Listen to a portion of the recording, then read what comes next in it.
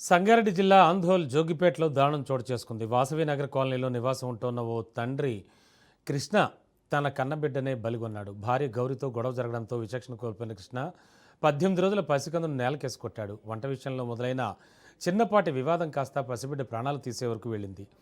తీవ్రంగా గాయపడ్డ చిన్నారిని చికిత్స కోసం జోగిపేట ఆసుపత్రికి తరలించగా పరిస్థితి విషమించడంతో సంగారెడ్డికి తరలిస్తుంటే మార్గ మధ్యలోనే చిన్నారి మృతి చెందాడు. కన్నబిడ్డనే కసాయిగా మారి పొట్టన పెట్టుకున్న ఈ ఘటన జోగిపేటలో తీవ్ర కలకలం రేపింది.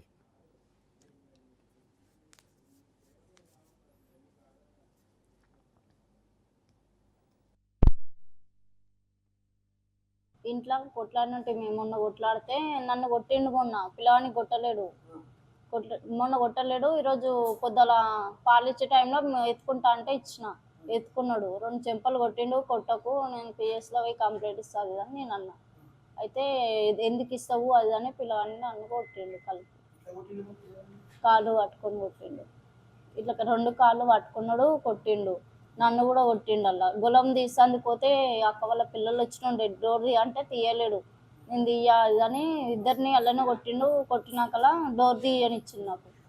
పిల్లవాడు ఇదైనాకలా డోర్ తీసి బయటకు వచ్చి అక్కకి చెప్పిన, ఏడ్చుకుంటే అక్క ఇట్లా చేస్తున్నా అట్లా చేస్తున్నా అంటే, ఇట్లా చేస్తుండ అక్క అంటే అక్క వచ్చింది. అక్క వచ్చి ఏమైందంటే అక్క ఇట్లా చంపుతున్నాడు అది అని నేను గట్టి ఒరిన. ఒరితే కల్లా అక్క వచ్చింది. హాస్పిటల్ తీసుకొని పోయినాం.